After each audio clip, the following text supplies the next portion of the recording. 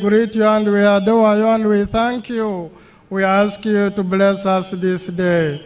Help us and guide us in all whatever we are going to discuss here today before our beloved President, His Excellency Yoweri Museveni. Allah, we have gathered here before you today to receive and welcome our beloved President, His Excellency Yoweri Museveni, a leader, a mentor, a father figure, and a peace initiator. We praise you. We praise you for gifting him with wisdom, compassionate, and integrity. Lord, we thank you for guiding our President to the best decisions which have brought development, peace, and progress in our nation. We ask you, Allah, to continue blessing him with divine wisdom, strength, and courage as he leads our country.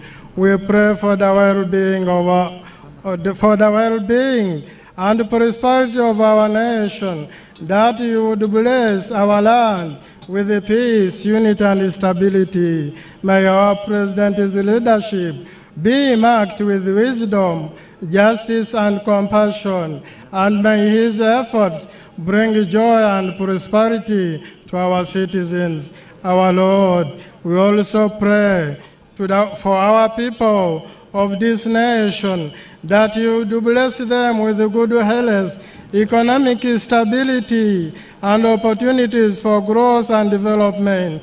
May we live in harmony with one another and respecting and valuing each other's differences. As our President continues to lead, we ask you, Allah, to grant him good health, wisdom, and divine guidance. May his leadership be a blessing to our nation and a beacon of hope to Africa as a continent. We pray for our divine favor upon our President, his family, and our nation. May your blessing overflow our lives, and may we experience peace, prosperity, and unity. Thank you, Allah, for hearing our prayers. We ask all these things in your precious name, Allah. Amen.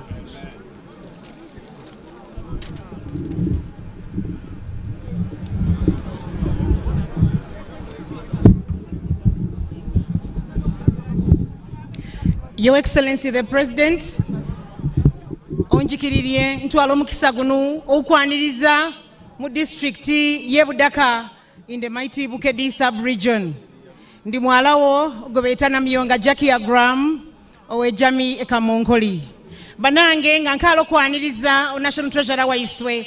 Ntaka mungu bireke ndulu eyaniriza o President wa isu omu Budaka. Nti NRM oye! President Museveni oye! Winning oye! Nkalo kuba ulira kusani. Mumpayo mulundi gumo nti NRM oye! Mukama wa iswe tuwina nesawa 12 nga tuwine chibinyibinyi nga twesunga ukuonaku our party flag bearer, Your Excellency the President of the Republic of Uganda. Webale ino okuize Budaka. Webalire ddala. Munjikiririe injete NRM National Treasurer omwala wa iswe omukulembeze wa iswe owebukedi Ambassador Barbara Nekesa. You're welcome, ma'am. NRM oi! Bukedi oi! Budaka oi! Mwebale muno. Your Excellency, sir, we take this privilege to welcome you to Budaka district, and we welcome you to the entire Budaka sub-region, Bukedi sub-region. I also want to take the opportunity to thank our sister Natasha for accompanying Musei to Bukedi sub-region. You're welcome. Your Excellency, sir, we have senior members of government and the party who have joined you at this rally in Budaka. Allow me use this opportunity to introduce them to you. Your Excellency, we have amidst us the second National Vice Chairperson of the party, the Right Honorable Anita Annette Among, who is also the Speaker of the Republic of Uganda. We also have the Honorable Penina Kobusinje, the National Chairperson of the Elders League. Your Excellency, sir, among your ministers, you have been joined by the Honorable Musenero Monica, the Minister of Science and Technology from Butembo. We also have the Honorable Asamo Helen, our Minister of State for People with Disabilities, and our daughter also from Tororo. Your Excellency, we also have the Honorable Balam Barugahara, the Minister of State for Youth Affairs. Your Excellency, we have sitting members of Parliament and former leaders of the party and government who are here. You are quite a number. I will not read one by one, but I want to request all of you, in the interest of time, to just raise and wave to the President. Sitting members of Parliament and former national leaders of the party and government. Your Excellency, you have been joined by our comrade Kalangwa, the chairman of the NRM from Kayunga district. There are only two here. The other is my closest neighbor, Mr. Lumolo Mafabi Sulaiman, the chairman NRM of Sironko. Your Excellency, at this rally, allow me also introduce our traditional leaders from this area. We have His Royal Highness Geoffrey Wayabire, Obukumbania Wabugwere Kingdom, and his entire cabinet. Your Excellency, we have also been joined by religious leaders who prayed for us here from different denominations. Kindly raise and wave to Muzei once again. Your Excellency, as I wind up with the introductions, allow me to introduce my colleagues from the NRM Secretariat. I am here with Dr. Seninde Rosemary, our Director Mobilization, and also the Honorable Dombo Emmanuel Lumala, our Director Information, Publicity and Public Relations, right from Butaleja. Your Excellency, my good self, I am Ambassador Barbara Nekesa Owundo. By the grace of God and your continued goodwill to all of us, I serve the party as the National Treasurer of the National Resistance Movement, and I hail from Bukedi, specifically Busia. Your Excellency, before I invite the second National Vice Chairperson of the party, I will only raise 2 points. One, Your Excellency, as Bukedi leaders, we have put together a compendium which we have called the Bukedi Service Delivery Handbook. In that handbook, we are cognizant of the fact that our campaign theme during this election cycle is protecting the gains. In that handbook, we have highlighted the gains of the NRM in the entire Bukedi sub-region.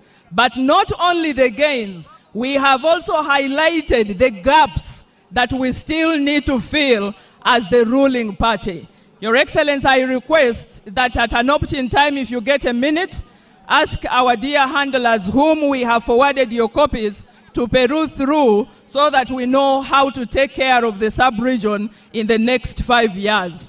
And Your Excellency, on that note, I want to assure you, we are cognizant of the fact that we have made tremendous strides in terms of development, wealth creation, and service delivery in Bukedi. The Bukedi are not only going to support the NRM, the Bukedi are not only willing to support all the flag bearers because of what you have done for us, but also because we have the trust that the NRM party is going to complete what it started by ensuring that we answer all those gaps that we still have as Bukeddi sub-region. Item 2, Your Excellency, I only want to make an appeal.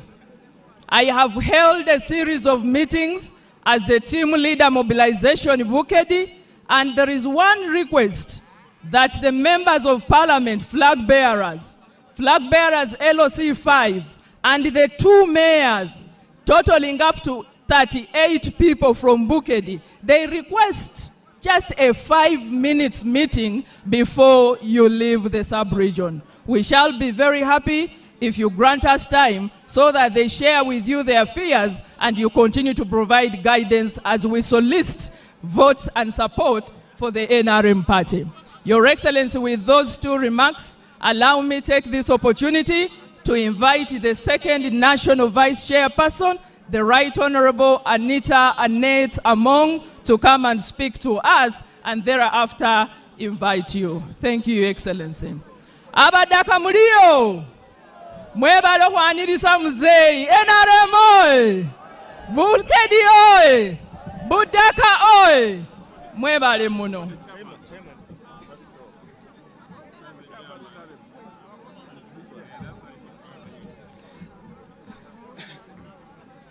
NRM oi, Behobange, let's first have a communication from the chairman of the district, who will give the district memorandum, and thereafter we can have the second vice speak to us.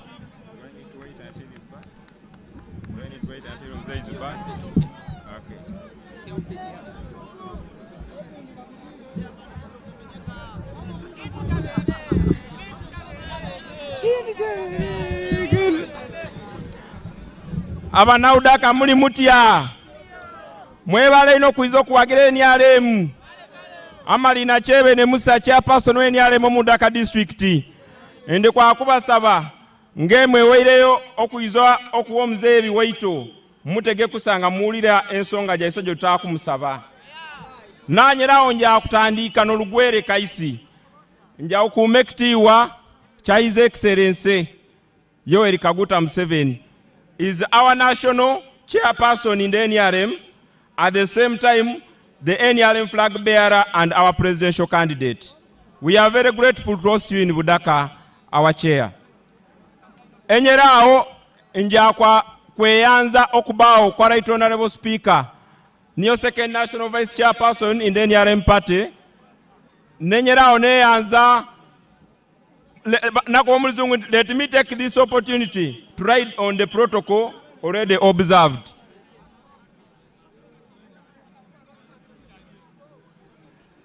Our papa, webale ino kuira, ane udaka otero ukoboto olika, waikirira nintawula ngo lugwere no luzungu, tusobola okubanga tukwatagana kusani.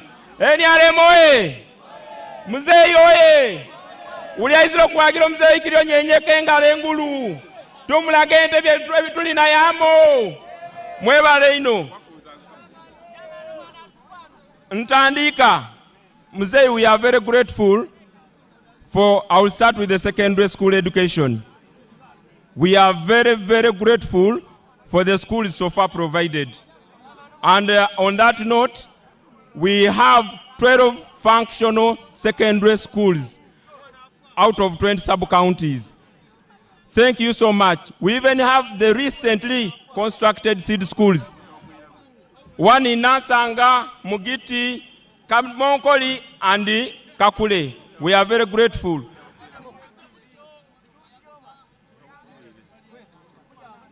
We are also grateful for the skilling hub in Kibuku. It has hoped to transform our people with the skills that helps them to benefit from the household income when they get the jobs.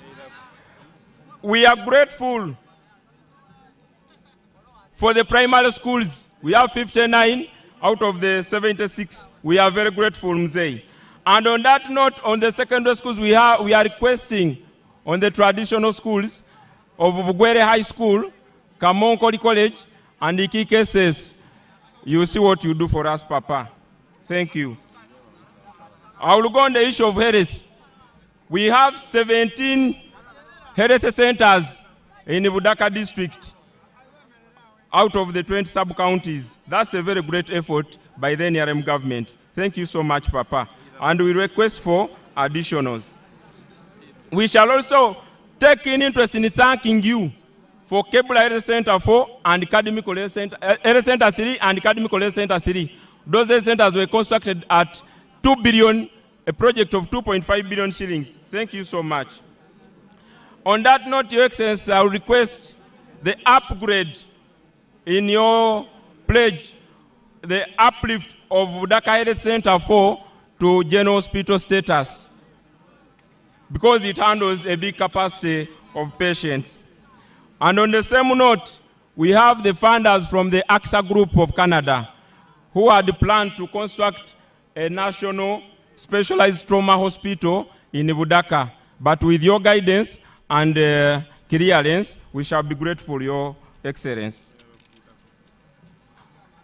When we get on the issue of roads, Your Excellency, thank you for the 1 billion you always allocate to uplift on our Maram roads. It has done us very good. And in Budaka district, out of the 288 kilometers, the percentage is 50% in good state, because we are still being added. Thank you so much. On that note, we request, we have an extension between Butaleja and the Budaka district through Ivingo in the Iriama Town Council. We request for construction of a bridge to connect the Butaleja and the Budaka district. Thank you so much. We also, Your Excellency, request for power connection in most of our sub-counties, because through the Rural Electrification Agency, with the keen interest on the sub-counties of Katira, Mogiti, and the Nansanga sub-county. Your Excellency, on the issue of PDM, these people of Budaka have so far received 23 billion. We are so grateful. It has helped to uplift on the income and the financial status of our people. And we also request, in your manifesto, Banauda Mzee yatusubizire, into manifesto izaka utuongere milioni 2 omu PDM, ne milioni kindi 15 aja wa chairperson vero C1. Mzee, we are grateful. On the issue of cattle compensation, Mzee, we request you give your guidance on the issue, because we are also part of Butevo, where the Butevo and Palisa, where cattle compensation is being done. Most of our people have submitted the request, but no, not yet handled. Thank you. We also request for an industrial park in the Budaka district to help our youth access jobs with available land in Katira sub-county. With your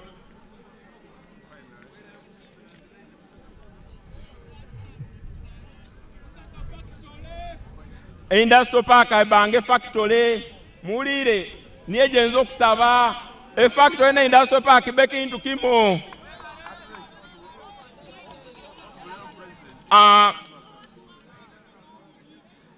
And as I'm almost concluding, I need to take this opportunity, Your Excellency, to thank you for the everlasting peace you provided to the people of Budaka and Uganda at large. It has enabled us to proceed to greater heights.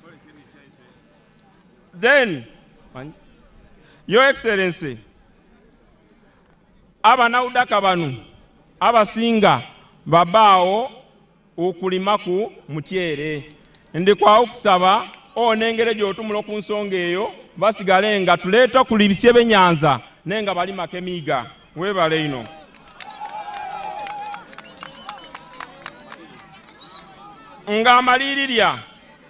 Ng'amalirira ndi kwa kusaba Muzeeyi,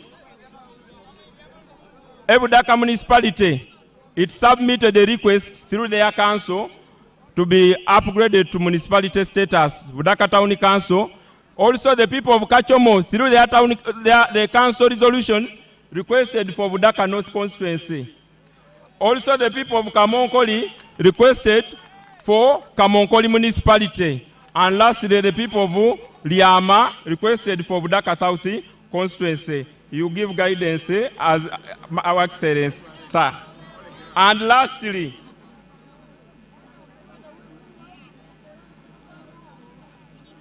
I will request Your Excellency to help us with due guidance. We conclude on the issue of the Ikumbania. The Ikumbania issue. Thank you so much, Your Highness, with much respect. The flag bearers on the respective councils, please you wave to Our Excellency. Thank you so much. And then the respective NRM chairpersons who have come to stand with us. Honorable Kalangwa, please. Honorable Mafabi Rumolo, please. I'm grateful, and Honorable, I'm really grateful for coming to stand with me. On that note, thank you so much. Without much further ado, Right Honorable, kindly come and invite the President to speak to our people.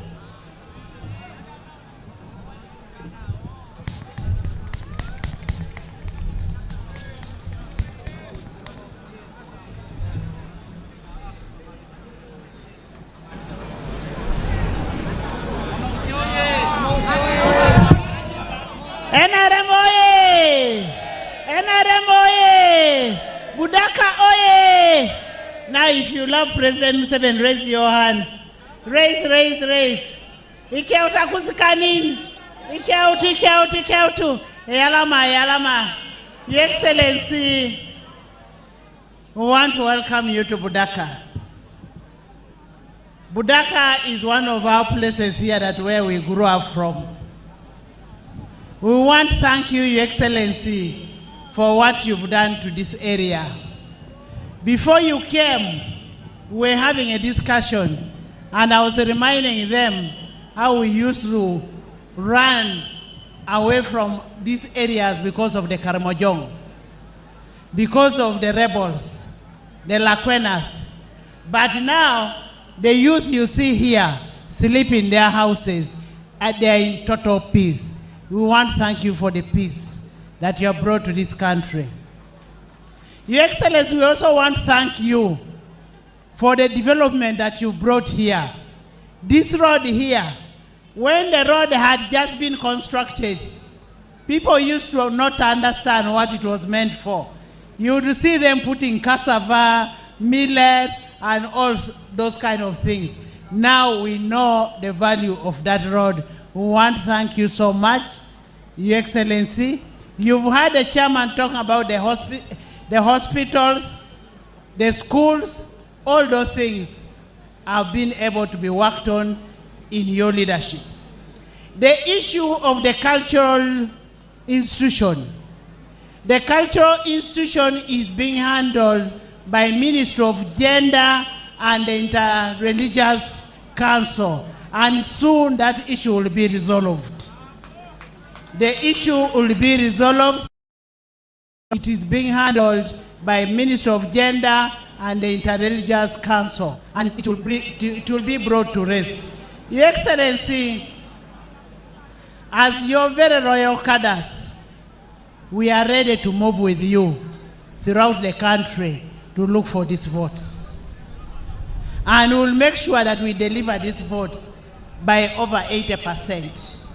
We will not allow the mentality of some people thinking they own some regions. They own some tribes. We all belong to Uganda, and we love you because you believe in the politics of ideology, not interest. We will support NRM and deliver NRM by over 80%. Your Excellency, I want to recognize my colleague from the East African community and my sister, and I request that he just takes a picture with you. Right Honorable, kindly just take a picture. NRM oye!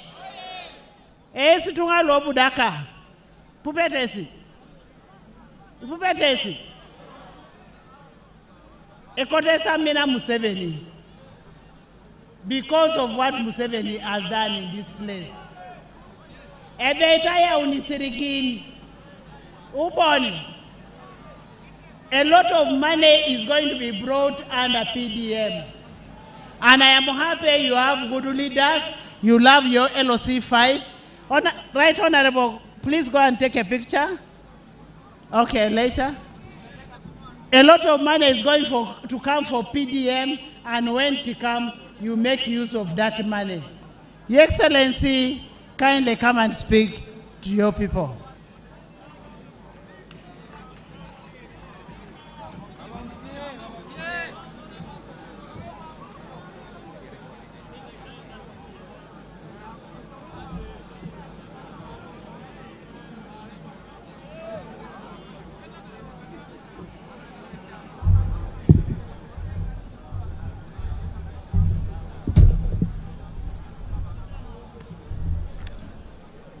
Koizeyo abantu bebugwere bebudaka webareino the Vice Chairperson of NRM and Speaker of Parliament, Vice Chairperson of NRM and Speaker of Parliament, all the other leaders, and all the people of Budaka. We are here together with other leaders to present to you the manifesto of the NRM for the period of 2026-2031.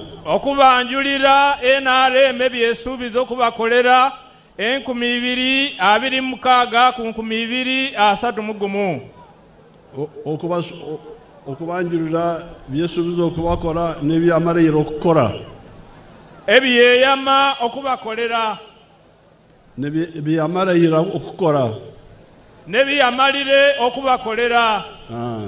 Because NRM is not just promising, it is also presenting what has already been done. Kubanga NRM terya nukusuubiza kyonka nene kubakobera ebyekolereku. In the last 40 years, we have made the following contributions. Tulina ebintu bingi ebitugezeryeko okukola.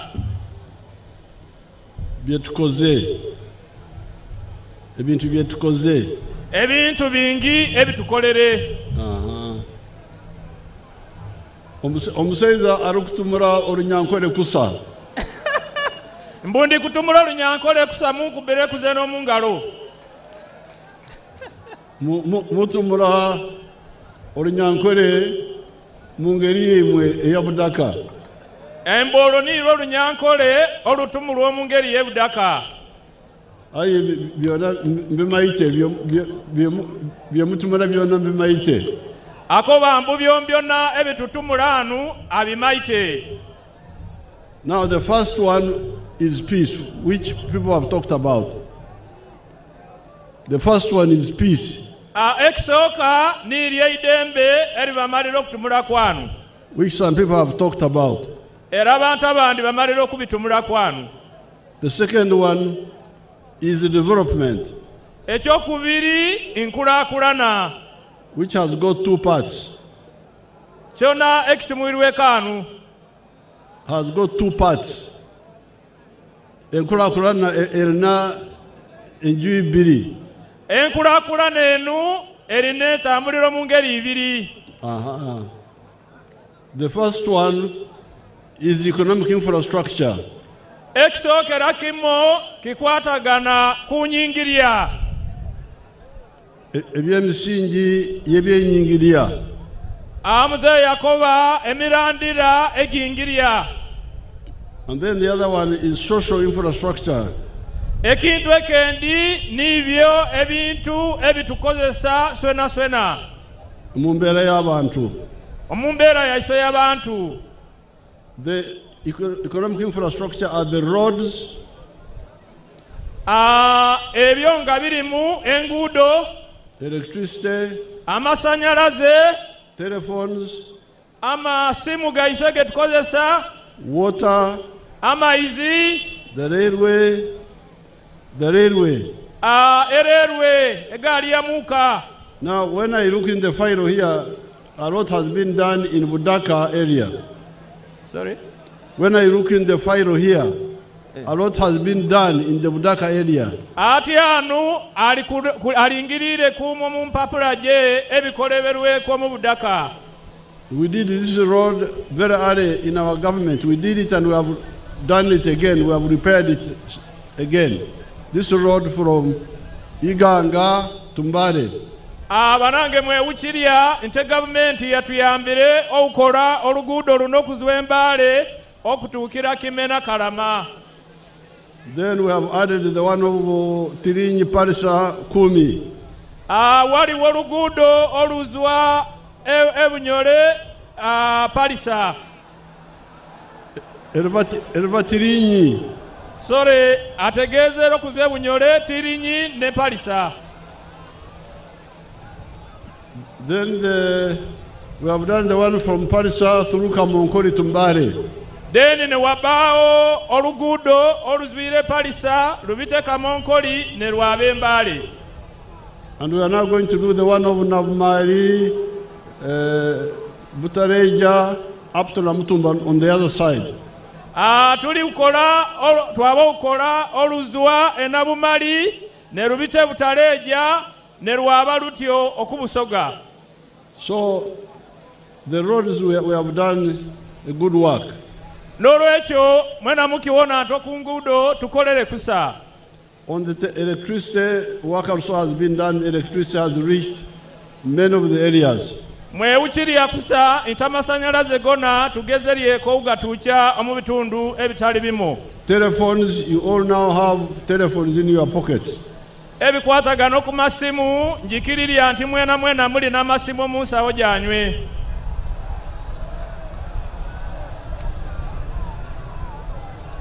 Then on the issue of water, I have seen some good work has been done on the water.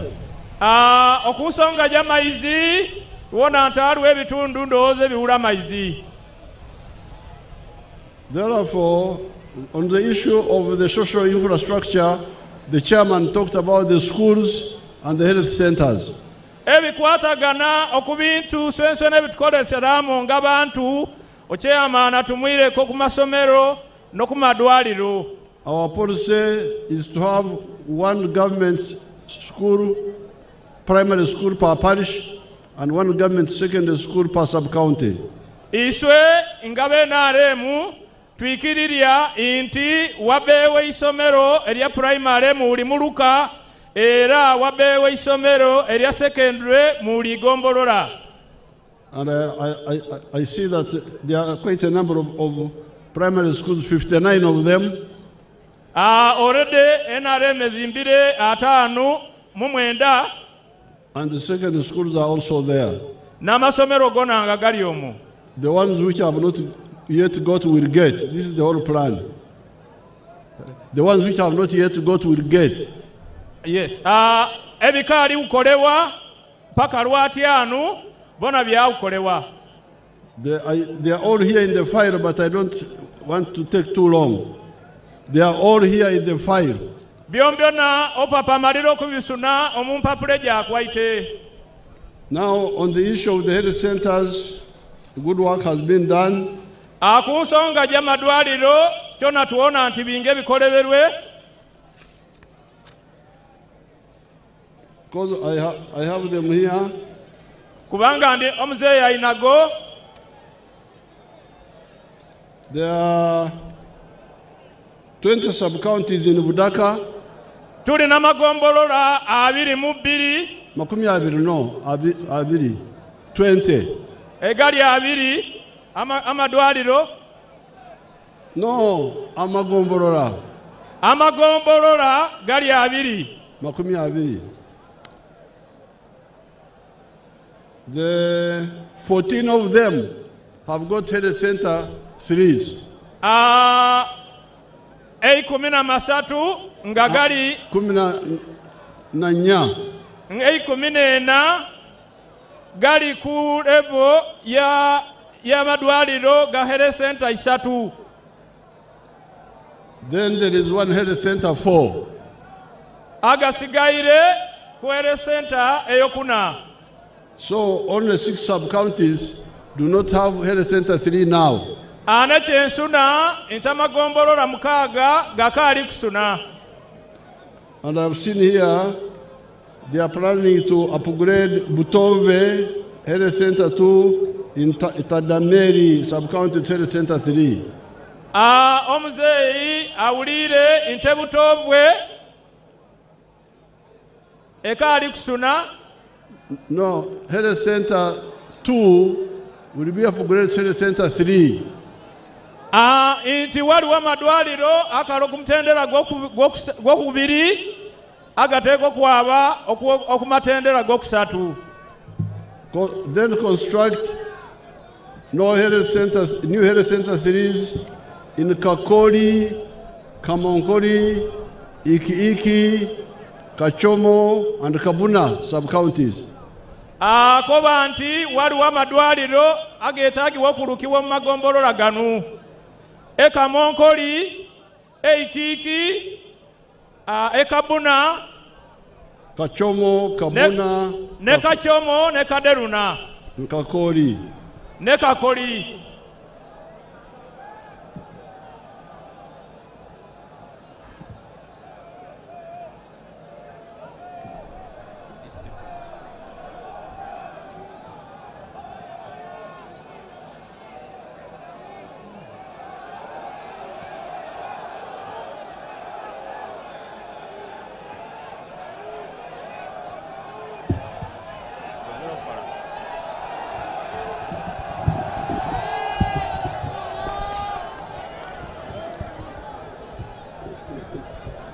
So, to translate that, we are going to construct new health center 3s in Kakori. We are going to... Omze Yakoba itali kwa kuzimba health center 3 Kakori ebeireula. Kamonkoli. Ne Kamonkoli. Iki, ne Iki, Kachomo, ne Kachomo, and Kabuna. Ne Kabuna bona bakufuna idwaliro area health center 3. Therefore, all the 20 sub-counties will have health center 3s.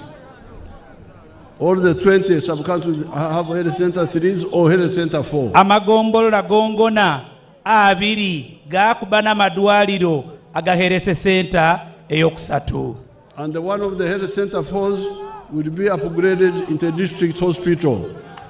Omze atusubizire akoba nti kino mukiwulire akoba nti alikuwa kukyusago agabaire okuyidala lyokuna gasuke eidwalire ikulu inge Budaka yonerimu.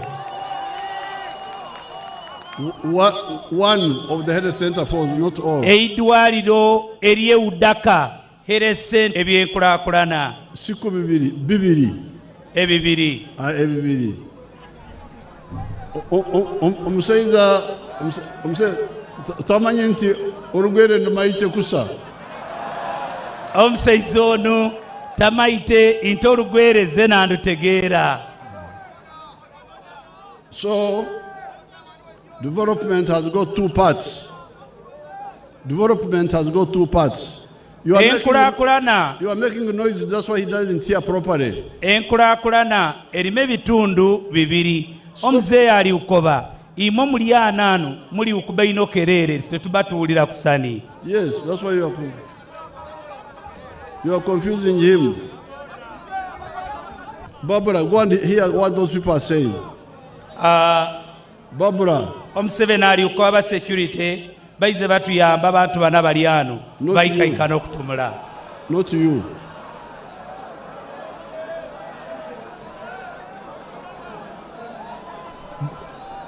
No, let my staff go.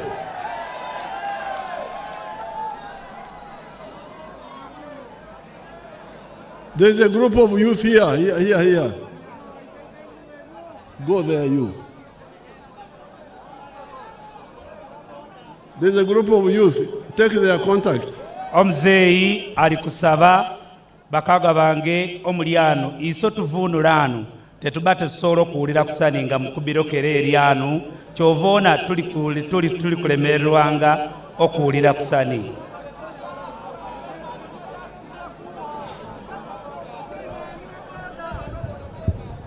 Your Excellency, the group that is here is a Boda team. They say they have not been supported as a Boda group. They have their circle and they need to be supported. We have a policy for that. We have a policy for that. They will get their contact. That army officer get their contact. We are going to get your contact. Then she's there. She will read the contact now. That lady is there. Omzeyi ali ukoba. Inti omukulembeze wanyu wa boda alete namba yeisimu. Omzeyi ali ugita kasawa ginyere gino. Very good. Okay, so that is the two parts of development. Ekyo niye kitundu ekinene ekyenkulakulana. The two parts of development. Ebyo niye bitundu bibiri ebyenkulakulana.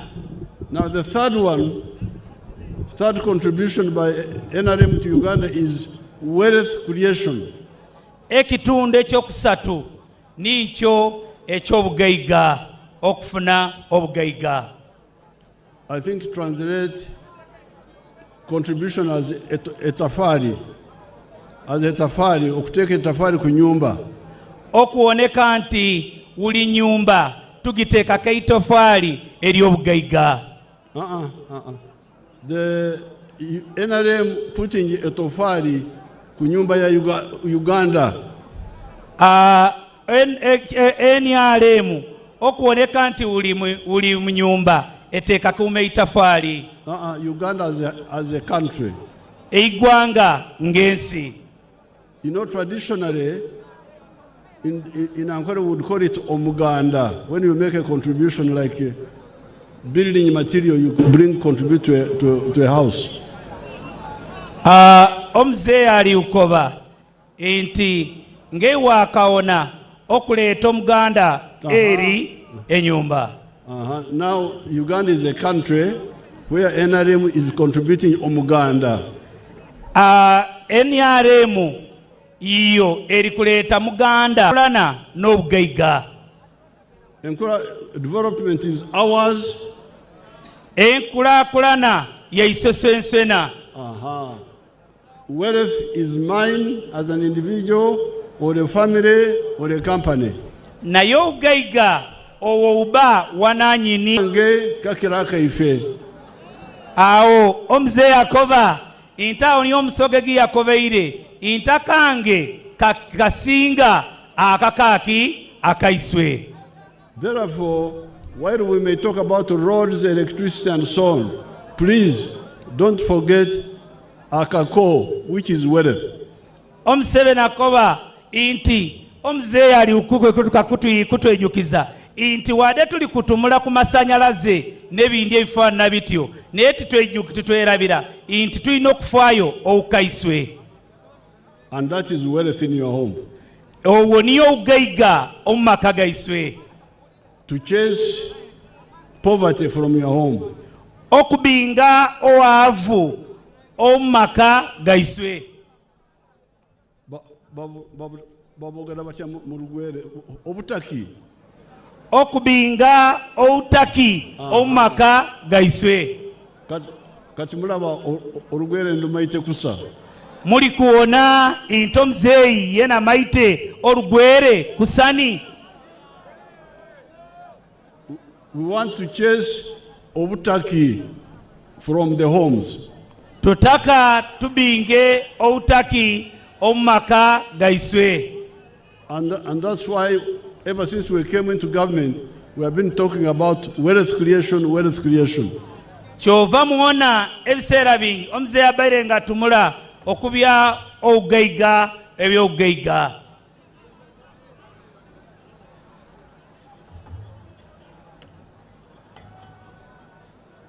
And we have been telling you about the 4 acres model from 1996. Okuzwa omulukumu 1996 omuzeeyi abaire nga tukoba inti mwijukire nti tusobola okukozesa eitaka liryaiswe ekaina ne tusuuka obagaiga or less oba eka 2 oba mwaiza naye ne tusuuka bagaiga. And in 1996 manifesto, we advised you, if you have 4 acres, put 1 acre of coffee, 1 acre of fruits, 1 acre of pasture, 1 acre of food for the family.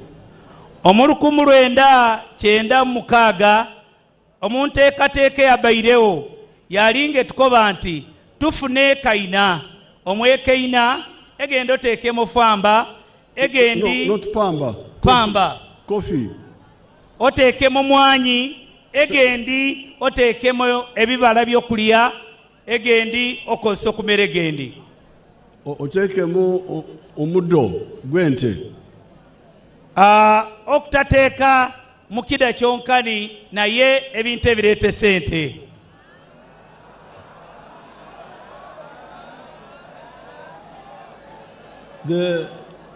Go point by point. What obembuli ente z'omukiyumba in the zero grazing cows in the shed. Oteekemu eisubi eryosobola okuliisya nte ingaliika ate nga omusibire. Then number 4 for food like cassava or bananas. Eke yokuna ngosobola ogiteekamu ng'ewaakawona omuwogo oba ekibala ekindi ekyokulya. Then in the backyard you put poultry for eggs and piggery. Enyuma w'ennyumbayo oteeka ekinyumba ky'embizi ng'osobola okuliisiryayo. And poultry for eggs. N'enkoko egy'amagi. And then finally, near the wetland, you put fish ponds. Edomiga nga msobola okuteekayo ebinyanza oba ebidiba by'ebinyanza. Who listened to the message are doing well. The ones who listened to the message are doing well. Abantu abawulisisirya obubaka obwo essaawa gino bali kukola kusani. I can give you example of Ijara. Tasobola okutuwaako ekyokuwonerako eri omuntu eyakolesere eitaka ly'ettono nasobola okuwoneka nti akulaakulana.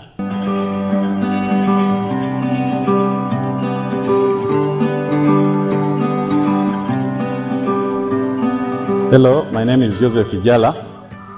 I am the proprietor of Taifa Farm, which is located in Serere in a place called Kakusi, where we are. Put down your...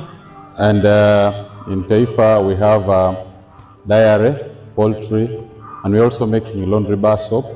But we also have the value addition aspect of the farm, where we produce yogurt and pack it, tin it for the market. This project started 11 years ago after an inspiration from His Excellency, the President of Uganda, when he had come here and he was teaching people about the 4-acre model. He was having a rally in Soroti, and that time I was working as a taxi driver. He was doing that master business in Soroti. So when I heard this, when I heard he was around, I crossed to go and listen to his story.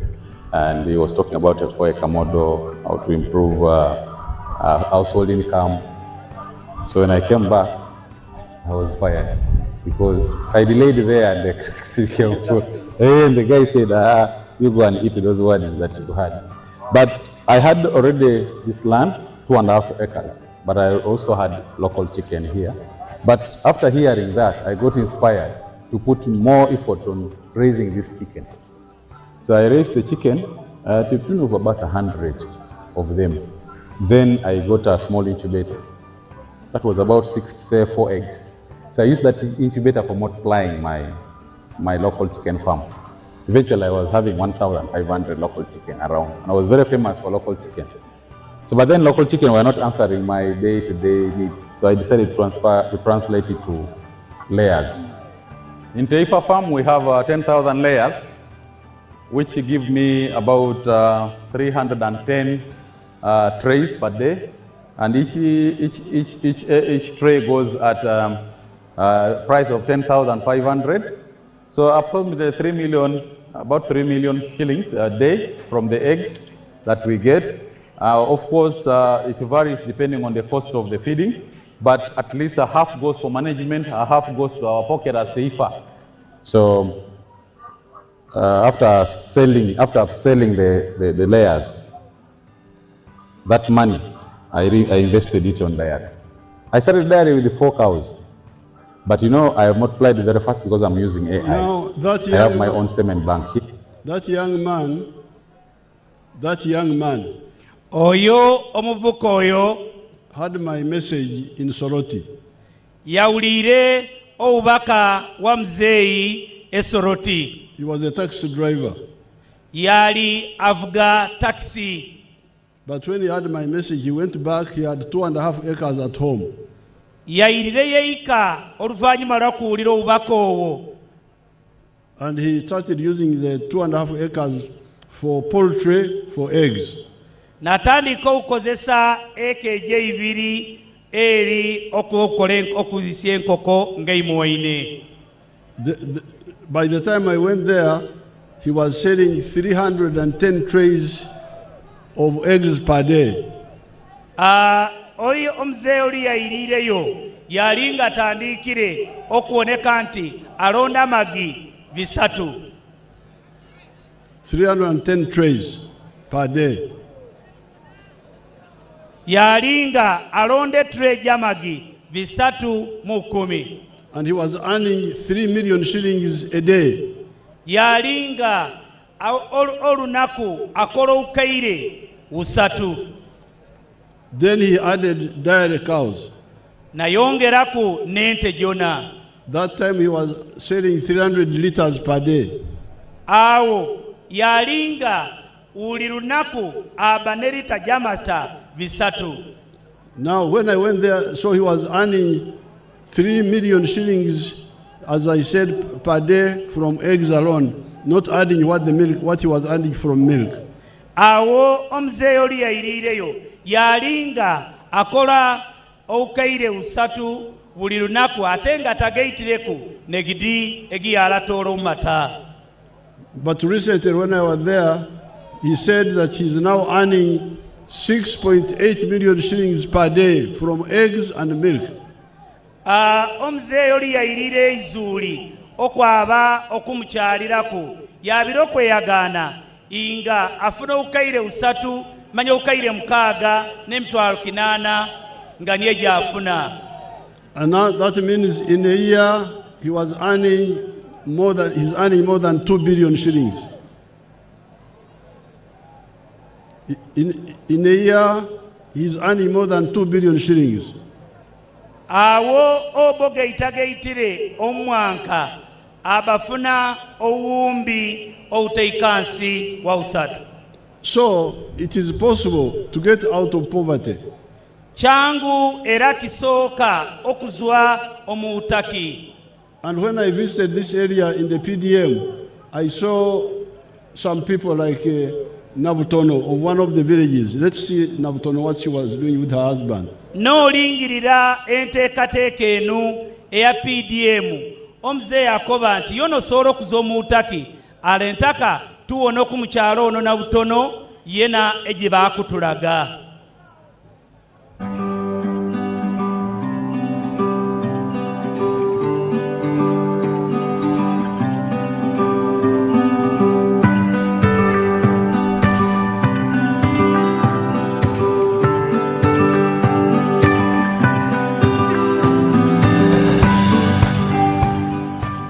Amalina gange ninze Loda Benedict Bakulubanywa nga nzwera mu zone gye beeta Bukooda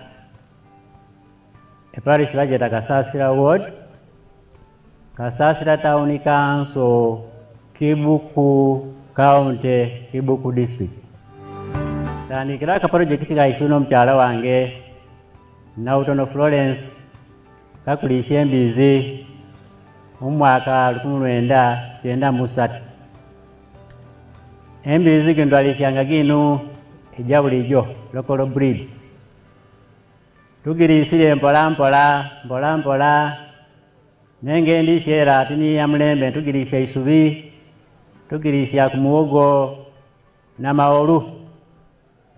Program ya PDM ya izire akati yao baina ba advisor aba external field extension workers nganyo mwamubola yalambulanga aka project ga Kembizi atulangu magezi nte project eno mujongera magezi omaiseyo mufune Kembizi eja mulembe. Nafunire esente ja Parisimodo mbanka na emtwale kenda munana nagise nagyongeiro omukapito yange nkaire embizi gide jaloko pigs bali nembizi egineja iswe engwere nganijo egibalisia. But when PDM came, they got 1 million and they bought these other improved ones. Naye olubafunire sente ja PDM akakaire nibaba nibagula embizi gineji tweta nti nzungu. And when the pigs produced, they sold the young ones and they bought sekoko. They bought sekokos. Olubabire nibalisia embizi jawe nibaiza nibatandika nibatundako owana wajo nibatandika okulisya ekulukulu. Now we don't have time to hear the whole story, but they are moving. They are moving. When I went there, they were much better than they were. We don't have time to listen to the whole story, but they were moving. They were improving their livelihood. Mzee akoba inti titwasole okulisya byombyona tuyina okweyongerayo. Now, finally, example on wealth creation, I can give you my own example, my model farm in Lira. Omzee akoba inti yena ole katuweku ekyokuwoneraku eri efamu ye. Eri Lira.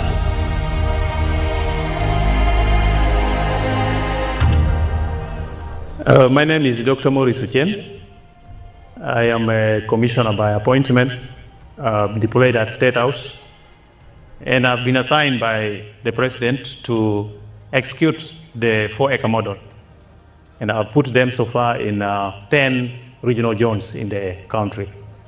Now, the 4-acre model is an idea conceived by the president to guide our farmers on how to utilize their small acreages of land so that they can earn more money through intensive farming. And here we are talking about enterprises that have good yields and high income for the household. So we have the fish farming, which is one of the enterprises that can be done near the water without interfering with wetland and tampering with water flow. Then we have the zero grazing unit. On the other side, we have the coffee, we have the banana, and also a household needs food crops as 1 acre plus fruits. So this idea of the 4-acre model is to support income for the household. And as I will go into the small mathematics, you will know that it's capable of pulling somebody out of poverty. Now, specifically on the fish pond, here is about 20 by 50 meter pond, 1,000 meters squared. After finishing the excavation, we stock 10,000 fish. We feed it for about 8 to 9 months. In the north, which is warmer, the fish grow faster. And in the west, which is a little cold, you add 1 more month to reach the same quantity of grams. So by that time, the fish will be about 800 grams to 1.5 kilograms. In the market, the fish which is 1 kilograms or 800 grams here cost about 10,000 shillings. So having stocked here 10,000 fish, by 10,000, somebody will get 100 million in 1 year. And then when you subtract other cost of managing, which is roughly 30 million, somebody can be able to save 70 million on this fish pond. And this size, we can put 2 of them in 1 acre. So meaning in this particular acre, somebody should be able to get around 140 million shillings. Now, that is for this particular. That is my farm in Lira. eyo niye faamu ya muzeeyi eyerira. What I'm telling you is what I do. Ebyali kutumulano nibyo ebyo ebyakola. In the 4 acres, my people there have planted coffee, bananas, pineapples, and they are looking after cows, but they have also done fish ponds.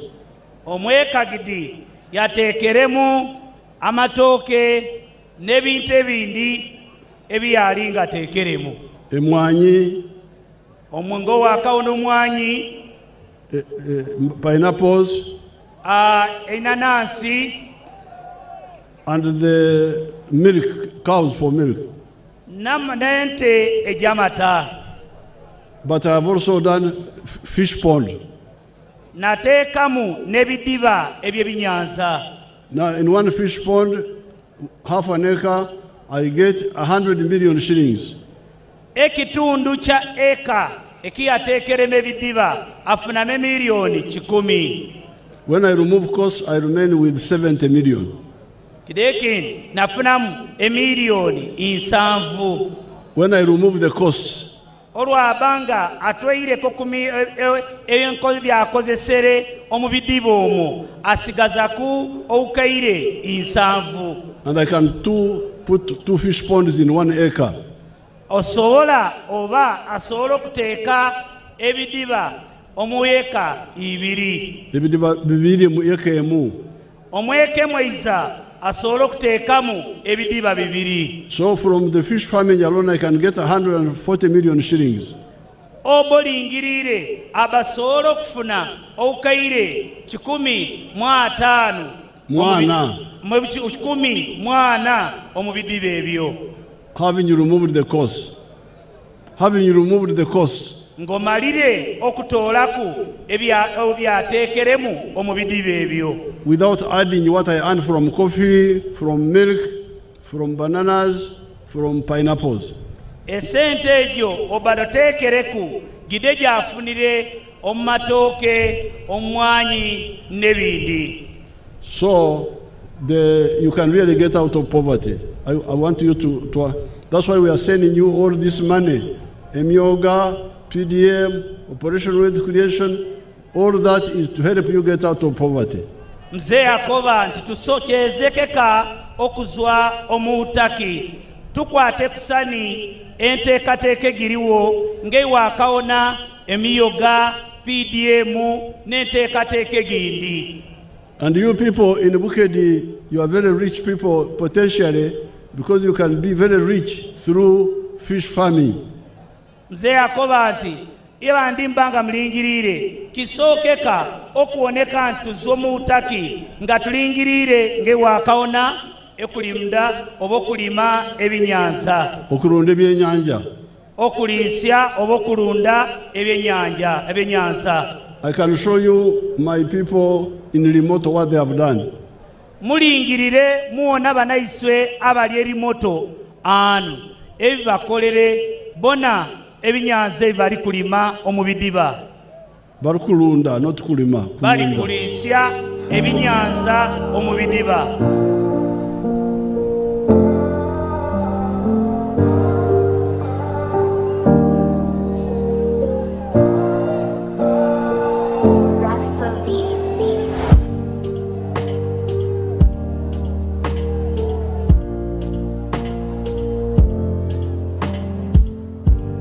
Amanya gange nzedi kusoka majidu nga nzo omubaka wa president mu kitundu kino. President bwe yansindika wano mu 2020 nasanga nga project eno eweddewo. Tasike yange yasooka nengamba president ayogera nnyo ku project eno naye ekiri wansi tekiriwo. Najja nga awona waliwo omuceere. Twatulanga abakulembeze ne tugamba tulina okukyusa ekifo kino. Ekifo kino ekigendera kyakyo nti kitudde ku ekemu. We natula n'abalimi ne bangamba baali bajjamu ensawo 6 ez'omuceere. Ensawo 6 ez'omuceere emitwalo nga 21 nga weesanga nga eri emiliyoni 1 mu emitwalo 3. Ndi mulimi w'ebyenyanza. nali ebiseera ebyasingira obungi nali ndi mulimu wa mutyere omusa naye ng'ekiseera kyemala omwigo omwo nga nima omukyere kyali kiseera nga kiwanvu era nga n'amaani agenkozesa omwigo omwo gaali maani nga mangi nga ntwale abaana bange tufuduukira omwo n'omwami wange nga ntwala tufuduukira omunyera omwo naye nga tukozesa maani mangi n'obulamu wona nga tumalira mwigo omwo naye nga nenfuna gye tufunamu tufuna mu katono kubanga yakwawo omwigo omwo oluisi n'olima olinza okulima eka zooti 5 6 naye ng'okwakufunamu oluisi oluvamu nakansawo kamako mukyere oluisi ofunire ino nokotera onfunireko wunsawo 2 ate ng'ekiseera kyemala olwo nga n'okufuna emmere yeeyika mba tinafune kuba ekiseera kyo gyena mba nkimalira mu mwiga awo nino ebalyo baba Museveni His Excellency the President wa Uganda obaba yebala okutukulaakulanya era yebala okututoola omukuwonaawona naeza natuwa project eno eyokuliisya ebyenyanza. What we have now here is a 1 acre model. If you combine all these 8 ponds, you make 1 acre. This 1 acre model has 72 farmers on this farm. As government, our goal here is 3 things. 1, we now have achieved the restoration of the wetland. But key, we are teaching the farmers the fish farming technology, how to grow fish. And the farmers, I cannot tell you, like you have talked to them, they now know how to grow fish. Nga sinalima byennyanja nali ndi mu mukyere nga ndima mukyere mu kibali nga fe abamu ku bantu abawonoone obutonde naye nga tetulina alternative endala akuba twali tunoonya survival. So we twajja mu kulima ebyennyanja ne tulaba nga changes enkyukakyuka nene eriwo ne tufokasinga okulima ebyennyanja era tulina achievements gye tufunyeemu. Ebyenyanza tubirunda ebbanga ly'emyezi 8 ku 7 kisinzirira beriire bitya bikulire bitya kuba ebyenyanza oteekamu after 2 months olina okusampolinga noona muli mu gramu imeka teni tate mweyongera kasamu tuukya 700 grams ekitegeeza nti babituukira okulaniki okutunda oyinza okwagirya nga ekyenyanza kigeizere omyezi 6 tikigaana okukitunda olwa okusalako kosti yaki yemere kuba emare buli gyakoma okukula gyakoma okulya niki okulya emmere.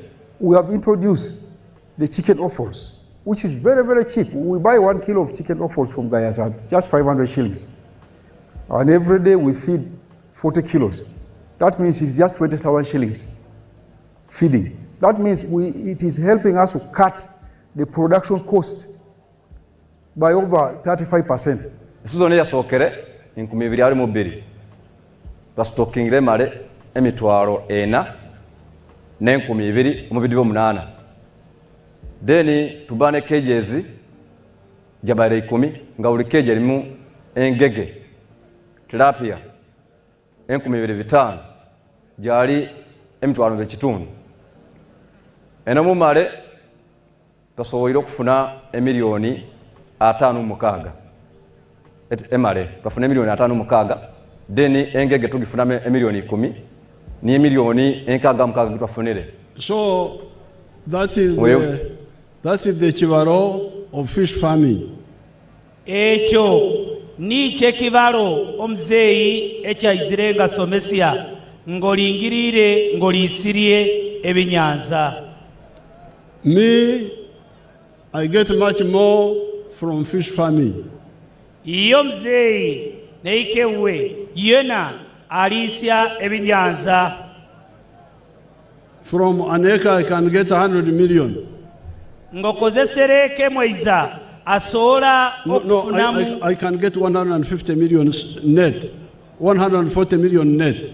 Abasobola okufunamu obukaire 15 mwana omweka emweiza. After removing costs.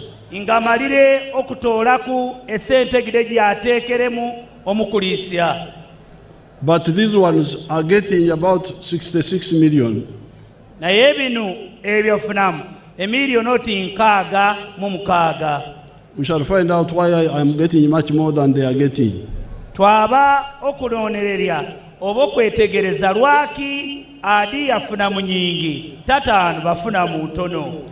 So you people here in Bukedi where there are a lot of swamps, imwe omulyano mulina emiyiga mingi. You can do fish farming.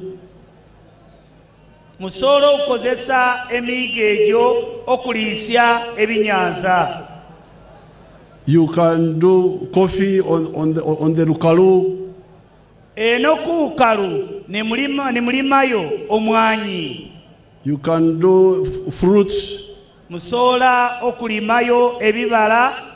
You can look after cows for milk. Musobola okuliisiryayo ente. Ezamata. Ejamata. So we shall have more time and discuss this. Twakufuna obwire tweyongere okuoneka ntugabana bino. You can go and visit Limoto and see what they are doing. Mwabeke Lumoto muone ebibali ukola. So that is number 3, contribution number 3, obugeiga. Ekyo kyakusatu okukyo obugeiga. Number 4 is emirimu. Ekyo kuna mirimo. Where do jobs come from? Where do jobs come from? Eyo emirimo gizwa yeina. Some people say government jobs. Government jobs are not enough to satisfy all of us. Abantu abandi bakoba nti emirimo girina okuzwa mu gavumenti. Gavumenti yonkani temala. So let's see where jobs come from. Muleka ati ano tuwona ku ntimbe emirimo gizwa yeina. Welcome to Kamai Demonstration Farm. My name is Fred Byamukama. I'm a member of Parliament of Buganges East Constituency, Kakubiro District. We are now at our 4-acre demonstration farm. The land we have here is approximately 4 acres. This is a farm we started 2 years back here, 2.5 years back. And on this farm, we have half acre of pineapple, has 6 cows for 0 grazing. We have poultry, about 25,000 birds, but only 11,000 are giving us eggs. And we have 1 acre of grass. We have piggery, those are very many. And 1 acre of coffee mixed with banana. Where we are, this is a 4-acre model farm. I did this activity to teach my voters, to lead by example, so that my voters can learn what measure the president tells the public. This is an initiative I learned from the president sometime back when he sent me to learn to Kaumu, to Kisozi. I copied what I copied, this is what I came up with. And you will see as we move, or that side, this side, that's my 4-acre model farm. The house as well. You don't sleep here, but if I will sleep here, the house as well is seated on this 4-acre model farm. When you look at poultry, out of the 25,000 birds, it's only 11,000 giving me eggs. Others are soon giving me, and I get 302 trays per day minimally, because 11,000 birds are supposed to give me 366 trays. But because of the feeding method of deep litter, I don't get all the eggs. I get 302 trays per day minimally. Then I sell in a month, you can get a net profit of 55 million. Because you get 108 million, but you can't get all that. You have to buy feeds, pay workers, pay electricity. Remain with 55 million net pay. When you get the cows per month, these are 6 cows. Each cow minimally gives you 20 liters. So when you get 20 times 6, that's 120 liters per day. 120 liters per day, for us a liter here is 2,000, because we sell each cup at 1,000. So you get 2,000 times 120, you get 24,000 per day.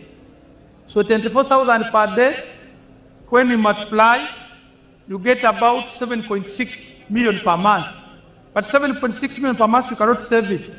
You have to get 200 to pay these workers, sometimes even the drug for spraying.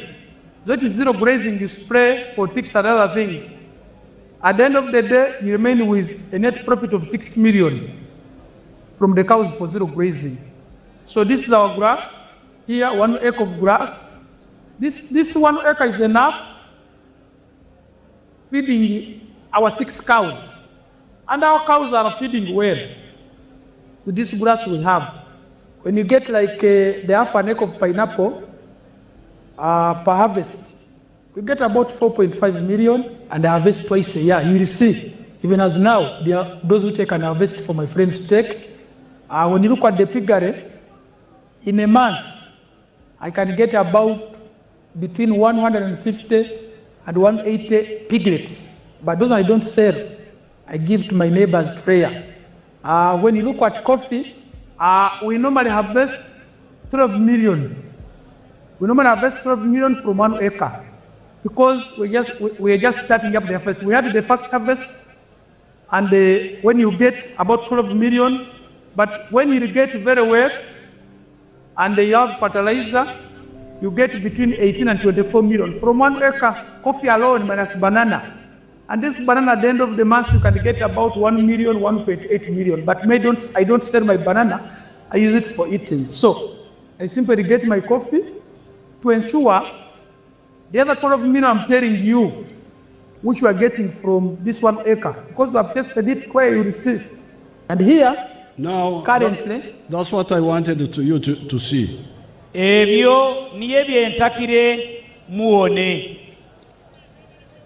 This man was doing nothing 4 years ago. Until he listened to the message.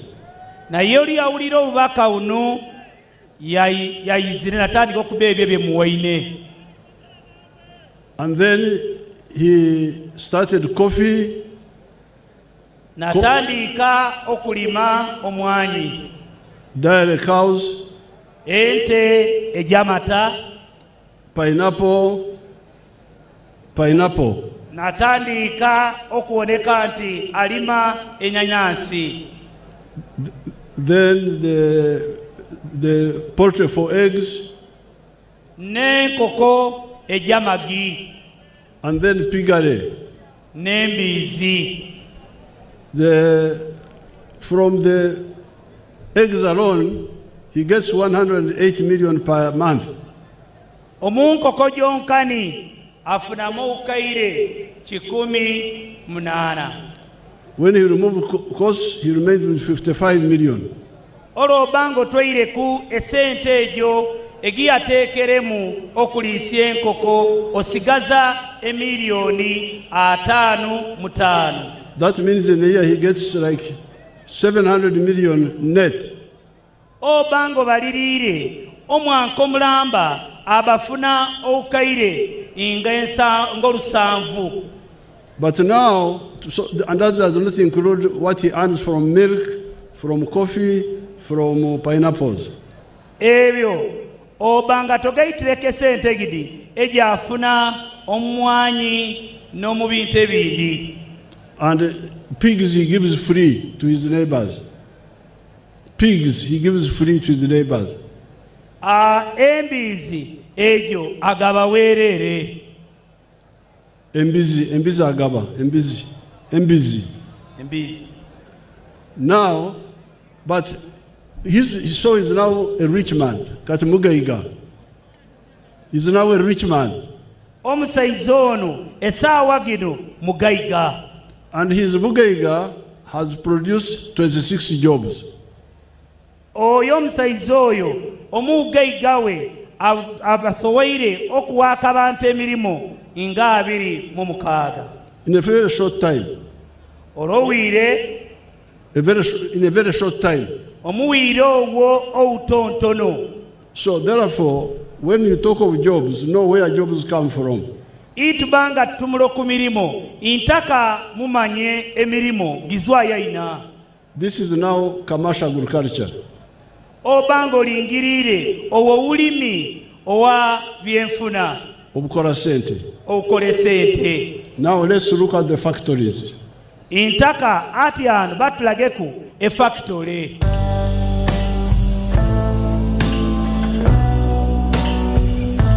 Freeze there. I'm very glad the people of Budaka are asking for an industrial park. Isanyukire ino abantu be Budaka olwo mbanga muri kusaba paaka eyakolanga ebyemirimo eri kubaleeta ebyokukola mwekubireko mu ngalo. You are now looking in the right direction. Ati anaawo muri kulutulunga mu lugendo olutuufu. Let's show you that industrial park. That's a town of factories in Mbale here near you. Ati ano intaka muoneke factory eyo eri Mbale anu. A town ya Makolero, a town. Ati ano e factory eyo esukiroti kiuga cha Makolero. Ekibuga cha Makolero. It's not one factory, it is many factories. Ti factory mwiza yonkani naye kyasukire kiuga. Now you can see how many there are. Ati ano mulingirire muone. Let's see one of them, how many people are working there. Intaka muone n'abantu abali ukolamu. Freeze there.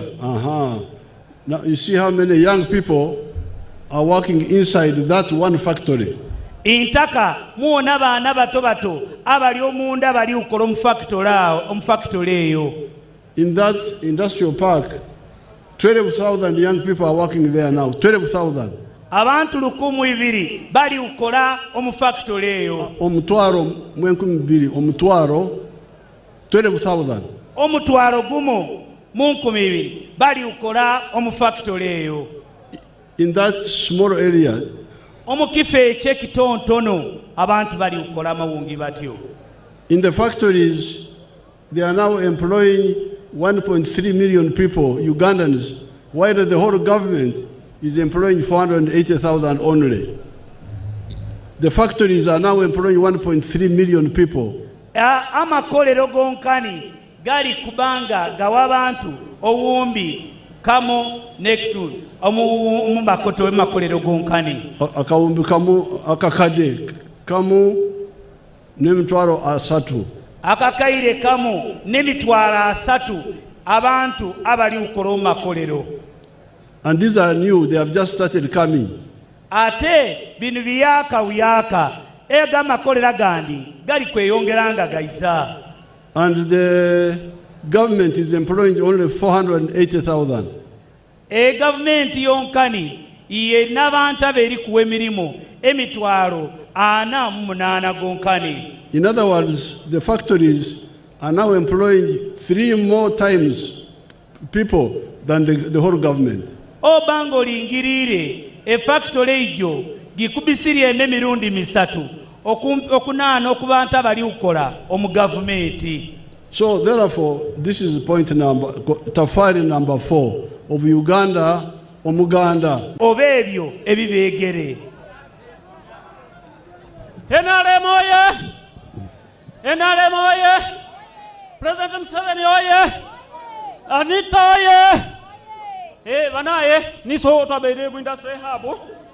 Amalina gange nize onganga Michael okuzwa ekederuna sabu kaunte. Eparishi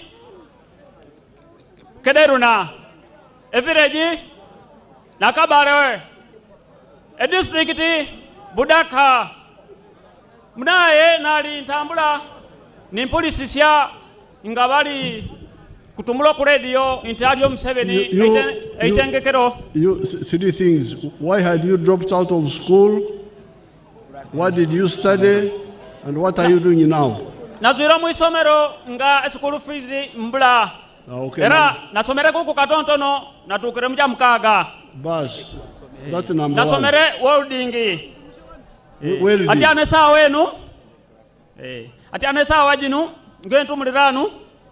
Ina avere okuhabu na maliro kusoma bamala abantu ikira eyo twalyanga werere ogona werere security nyo murundo gwali kusoka anzo kunywa kuko niki amata Esaawa gino ekindi ukola nafunira abantu abanange bali babiri ebitukola nabo esaawa gino nafune kuku akamashini kamo kale ndi ukubiriza abavubuka abaisuka banaye baize mwene gaiteku twabiramo sweswe natubenga tukola amalina sigaire nganga Michael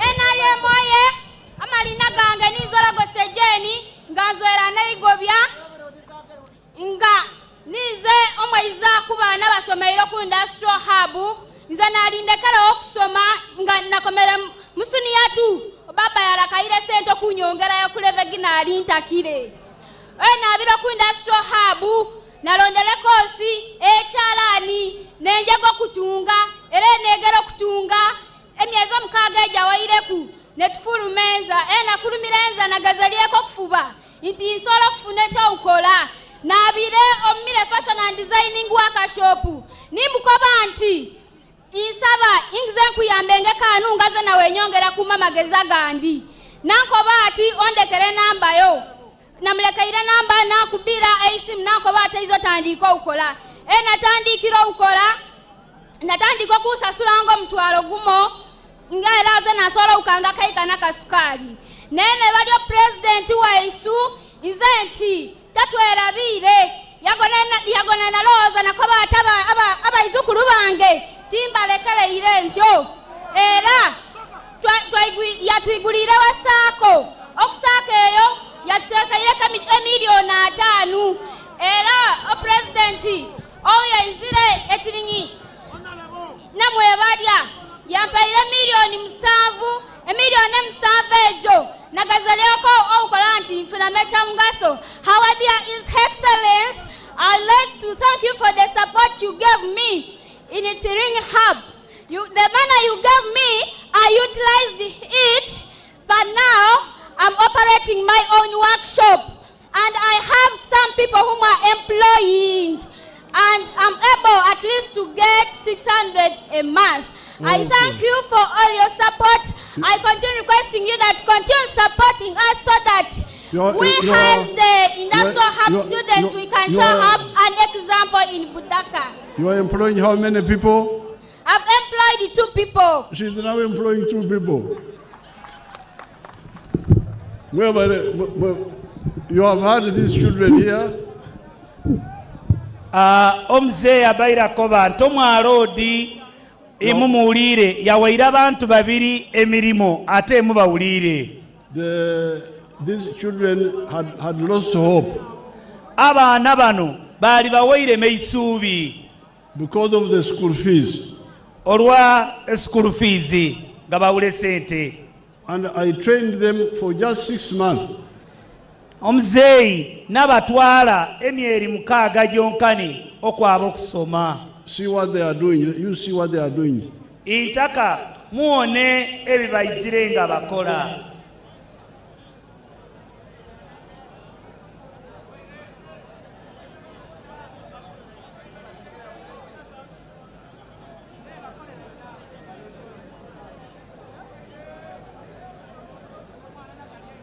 Now, some of those products which they are making here, we are importing them from China, from India, from other countries. Ebintu ebimuone ebyo muyinza okuloza nti babikolera ndi neba oba India oba China n'ebikolebera waiswano. So therefore, I want you, the NRM people, to discuss seriously the issue of school fees in government schools. Injaba okusaba abantu b'NRM mweyongere ino nga mutumula ku nsonga ej'e school fees. And when we finish the elections and win, we should really discuss it and see how to make sure these children do not have their future doomed because of a bad system. Omuzee ali ukoba inti babanga malira kalulu bakoyongera okuoneka nti balingirira abaana bano beyongeire batya nga basoma n'abaana banda bakara okusomako. So NRM oye, Budaka oye, Bukede oye, Uganda, oye! East Africa, oye! You young people, I will have a picture with you. You stay somewhere where you can wait. Bana imwe omze atakwe kubisiako na ime kifananyi akoba anti mufuna okutyama. Vote for NRM, oye! Mugenda kulonda NRM. Mwabo kulonda NRM tugolole engalo nga twalonda. Mwebale ino muri baseiza n'abakali abamagezi. Amze akoba anti mwebale ino abavuka abakyala n'abaseiza mwebale ino. The people who have got things to tell me, Nekesa is here. Nekesa, see those people who are putting up their hands, they can see you afterwards because I have got another rally. Omuzeeyi aletera abantu okumuzindaalo abaabirenge eri abantu ababaira bagoyere engalo.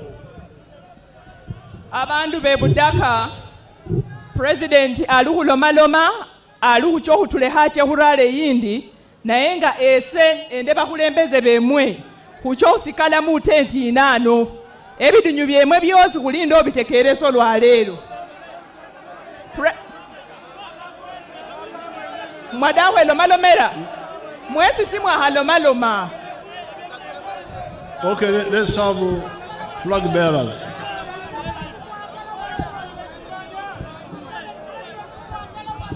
Thank you, Your Excellency. Abadaka bino bihabye okwanjula ba flag bearers. So mufukirire kwanjule ba flag bearers befe. Your Excellency, I want to request our flag bearers to move forward for them to be introduced to the people of Budaka. We shall begin with the flag bearer of Budaka County, the Honorable Goire Moses. Honorable Goire Moses.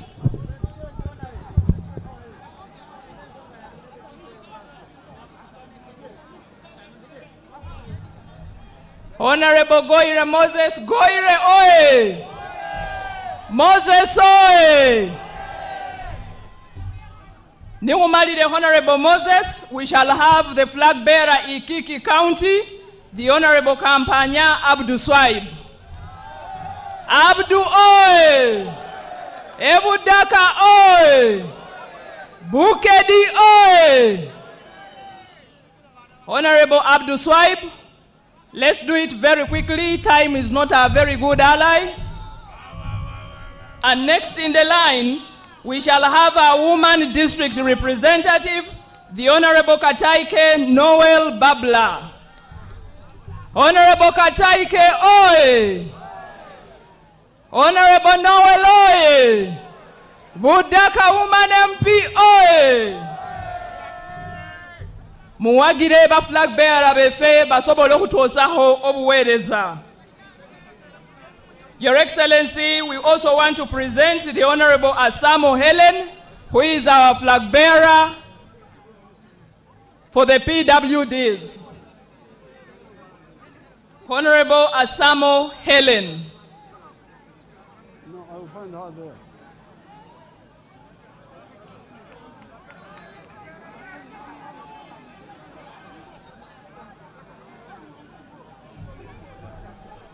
Honorable Asamo Helen atuhihirira mu Parliament.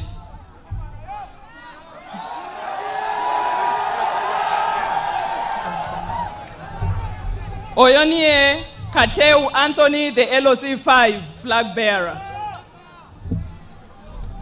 Then Honorable Wanyama. Wanyama, I think you can join in the picture. I don't know if Wanyama is here. Okay.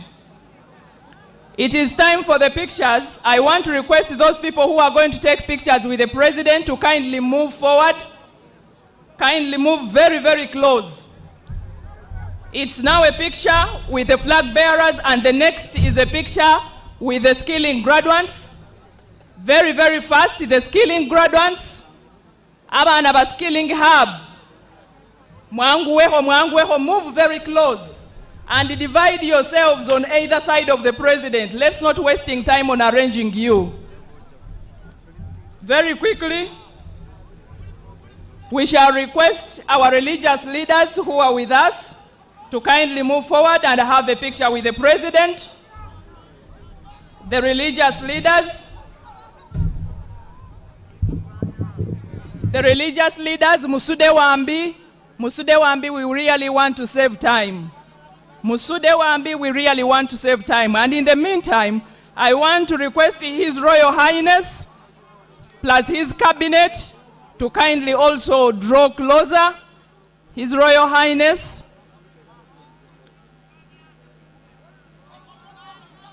His Royal Highness. The cabinet members kindly move close.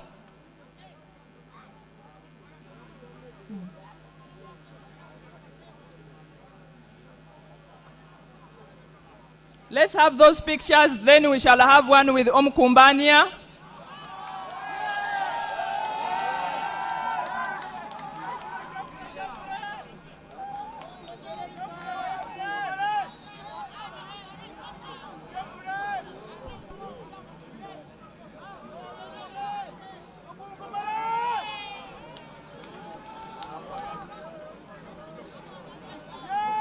Oboni obulala bukudaha. Budaka oi! Bukedi oi!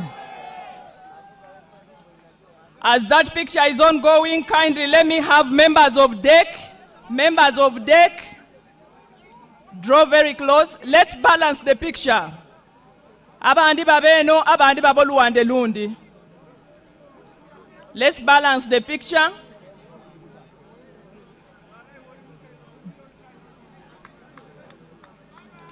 As we wind up, members of DEC kindly draw in. Members of DEC draw in and take position.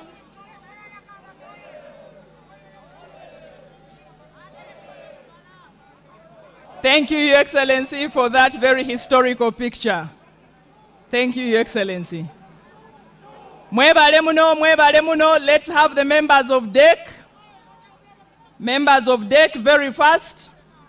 As members of DEC are taking that picture, Your Excellency, I will request 2 of your daughters who contested in our primaries and chose to not come back as independents, but campaign for flag bearers. The Honorable Kataike and my sister over there kindly join that team and have a picture with the president.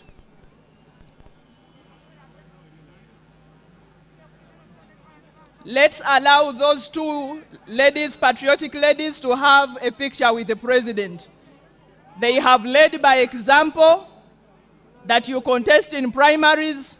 When you're not given the flag, you support the flag bearer. Your Excellency, those are your daughters who have chosen to support the flag bearers and not to return as independents. NRMO!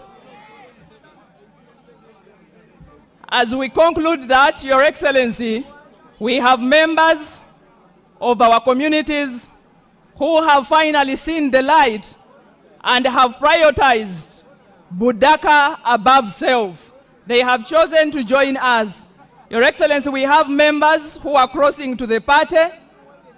These are our sons and daughters who had been misled, but they have finally seen the light because of your continuous sensitization on what we ought to do as leaders and the roles also expected to be played by the community. So they have decided to join us and champion socioeconomic transformation not only in Budaka, Bukedi, but Uganda at large. So that is the very last picture. President Achakwalhayo Mudayas Yaye, and then we shall have the anthem and see off the president. NRM oe, NRM Jew, mwebale muno hutwegataho, together we can. So let's return to our positions as we prepare to have the anthems in the next 5 seconds. In the next 5 seconds, DJ, let's have the anthems. The president will already be in his dais so that we can prepare to see him off so that he can join our brothers and sisters in Kibuku. we may all raise and observe the anthems in reverse order. Let's all rise up. First usingire wembe enyembo chegwanga endeche bitundu byefe.